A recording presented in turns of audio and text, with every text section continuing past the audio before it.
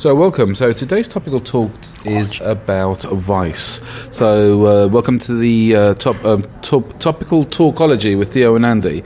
Morning. So actually, do you want to get us started on this? Because you read an article in the Daily Mail on someone returning back to alcohol. On alcoholism. It really surprised me reading this article because it was written by a gentleman who said he had to give up alcohol 6 years ago because it almost killed him. He ended up in hospital. His pancreas had apparently exploded, in quotes. And he said that he couldn't understand how people kept on saying they never felt better once they came off alcohol, because he spent the last 6 years feeling terrible, not having the confidence to go and socialise. And recently, around Christmas time, he decided to go back on his alcohol, and he's now felt full of the joys of spring, or the festive period at least, and he's gone and socialised and is enjoying himself. And underneath that, there's a group of comments. Some of them say, you're obviously an alcoholic, there's no excuse for going back on your alcohol, or alcoholics will always find an excuse to go back on alcohol, and other people saying, have a drink on me. I left a comment saying, this article has to be a wind-up, it's so bad. Either way, the Daily Mail are fully culpable for every dry alcoholic relapsing after reading this. And furthermore, if your GP, which he mentioned twice, was any good, he'd have referred you for therapy years ago. And what's interesting is the Daily Mail say that none of their comments that they've posted have been moderated, but they haven't printed my comment. So they obviously moderate whatever comments they actually put in there. I think you just got to be in your bonnet that your comment wasn't posted on the Daily Mail website. Well, first, no, there's two points here. First, I'm teasing. First, they're misleading because they say these comments are not moderated, and they'll say, well, strictly, we're right.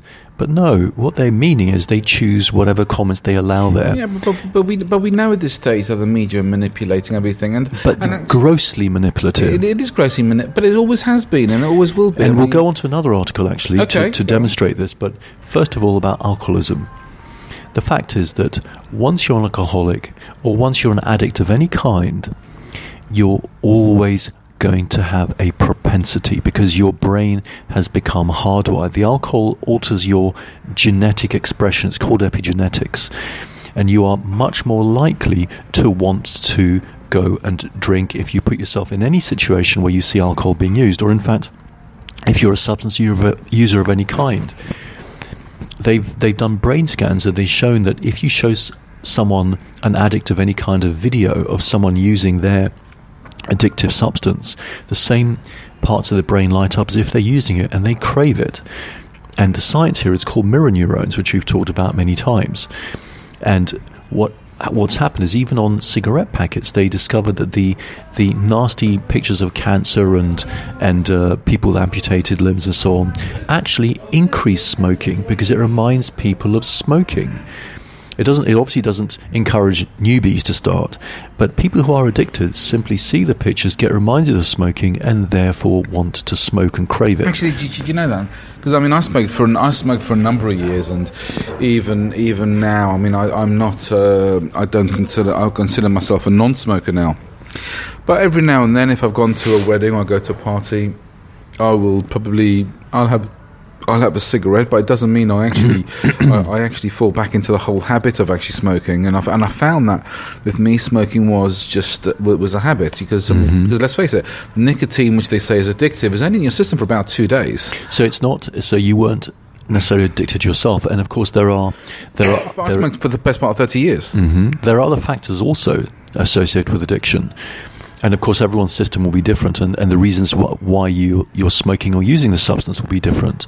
And what they found in America after the Vietnam War and in Norway, which we've already discussed, so I'll just summarize here, is that it's actually social integration that will determine whether most people will be able to give up their substance of abuse.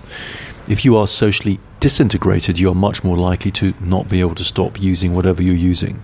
Well, it's like that saying, though, environment is greater than will, isn't it? If you actually, and I think we talked about this in one of the last podcasts before the new year, that if you actually, if you want to change your life or you want to change some of those really bad habits, there's got to be areas where you've got to change your environment. And if you know, and I said that actually the quickest way is to change your friends. You made a comment regarding that. However, if your friends are smokers and you want to give up smoking, you can't be hanging around them. If they want to continue smoking, if you want to give up drinking, you can't go to the same pub you've been to for the last 30 years where everyone's drinking. You've got to change your environment. Mm-hmm. And I remember watching a TV show many years ago, and it was following the story of a guy who joined the army. And he went into the army when he was about 20, but from about when he was about 16, many years ago this is obviously, because now there's a lot more hard measures about drinking when you were 16. But he would go and he would drink in the pub every day for the last, God knows a number of years. And then he joined the army, he went into that lifestyle, bought a house in a different part of the country. After he retired, he went fishing, he did all that sort of stuff. And when he went back to his old neighbourhood, the same people when he was 16 were still drinking the same pub, doing the same thing over and over and over again. And who drastically shortened their lives because of it. And it probably did, but that was their social comfort zone. It was their network. Mm-hmm, it was, and sometimes you actually have to break away from that. There wasn't talking about drinking. Since you brought it up, and since we started this podcast, there was an article on drinking, and what they discovered is there's a difference in social classes. So if you drink moderately, that will still increase the risk of coronary heart disease or coronary, or shall we say vascular events, because it could be a stroke, it could be a heart problem. And I thought wine was good for you. But here's the rub. Only the effect is more marked if you are low social class. If you're high social class, you can drink moderately and it really doesn't affect your health at all. And why is that? Well, they don't know. They're wondering whether it's something to do with the class itself. I think it's not really anything to do with the class, but the stresses that people have when they are in a lower social class. For instance, do they have increasing debt worries? Usually, those in a lower social class are going to feel more socially disintegrated, and that will itself on alcohol because of the fact that they're in a low social class and they are going through financial situations and things like that. The problem in today's society is social disintegration, and that will be more marked in the lower social classes. So, could alcohol actually be the red herring in effect? That actually it may not be alcohol, which is the trigger, but it actually is it's their social class. It enhances their physical fragility because of their social disintegration. You're right. What they did, however, say is that heavy drinking, which they defined actually as getting drunk once a week, that's what they call heavy drinking, is bad for you, whatever class you are.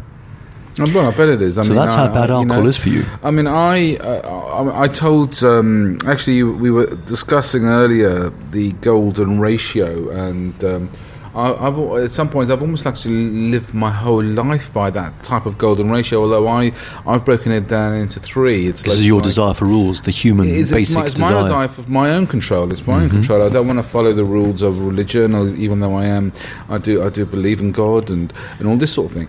But I look to discipline myself, where I break it down into 60, 30, 10, which is the closest I could get to this golden ratio in effect. Or to make it as easily understandable, where 60% of the time I eat extremely well. I don't drink.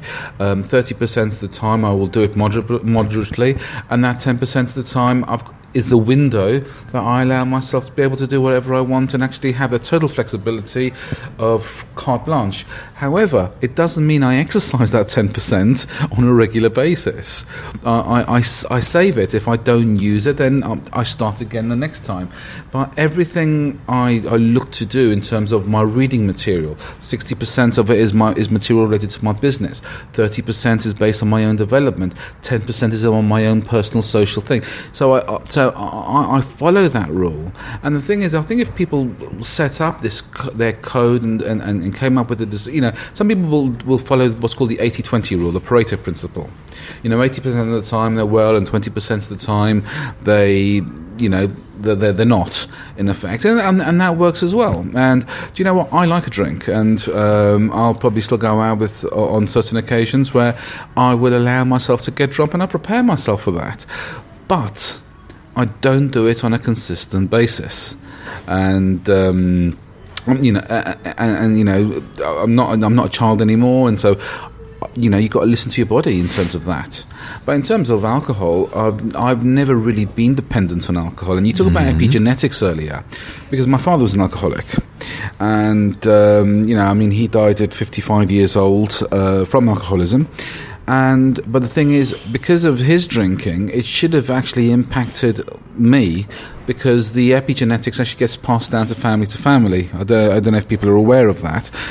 Just so people understand what epigenetics is, I'd like you to imagine it's your DNA or your genetic structure. It's the degree that various parts of your DNA are expressed. Yeah. That's all it is. Your genetic structure, in effect, is your hardware of your computer. It doesn't change that. It alters your gene expression. That's correct. And that what we would call the epigenetics is the software of your computer, which means it can actually impact the personal usage of your computer.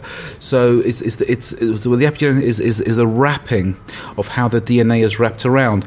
So if you actually imagine you've got a sentence with full stops and commas in certain areas, and if you actually move those commas and full stops in differently on that paragraph, it alters the interpretation of that paragraph. And that's what epigenetics is. It's not changing the words there, but it's altering the expression of how they actually are portrayed. Does that make sense? Or have I gone too technical on that? No, I think that makes a lot of sense. There is, however, another piece of research, and I need your help with this one, because what they did is they did a study at the end of people's lives about regrets. Because clearly at the end of your life, what you want is to have less regrets than more regrets. And what they discovered was that people who had lived, they thought, well, what's more important in life, virtue or vice?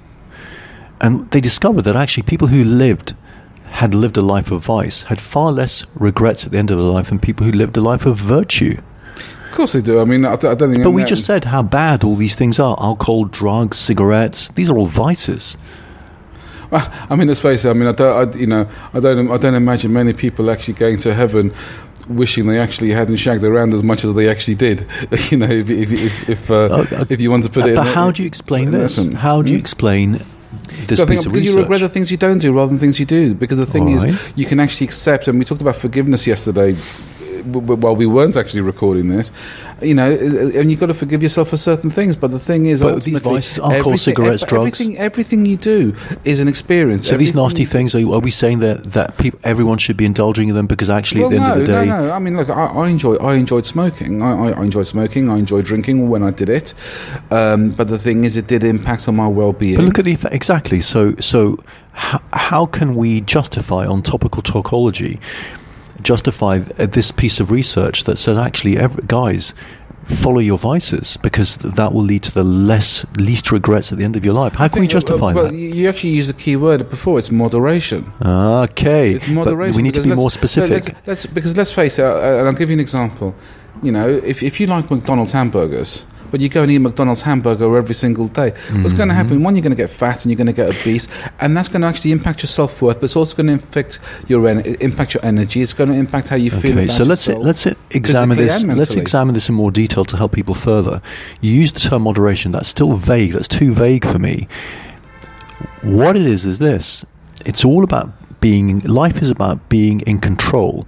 We've said this before. How stressed you are, your stressed quotient, is another term for how in control you are. The less in control you are, the more stressed you are and the more unhealthy you are. The more in control you are, the more healthy you are, because the less stressed you are. And structure also gives you control. So what we're saying here is that you got to control your vices. If you are controlled by your vices, then that's a disaster. In fact, in that case, much better have your life of virtue rather than any vices at all. That's probably fair, but as I said, I think everyone's got to come up with their own code of honour. But then let's focus further. So we just said you have to be in control of your vices. So what helps you be in control of your vices?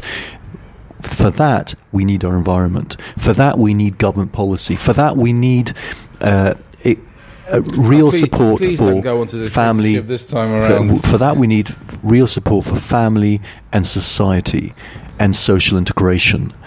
that is the number one thing that will help the rest of us control our vices so we can live fulfilled lives and enjoy the little vices that we can have. But the thing is, I mean, look, because I'm not an alcoholic and I've never experienced that, I don't know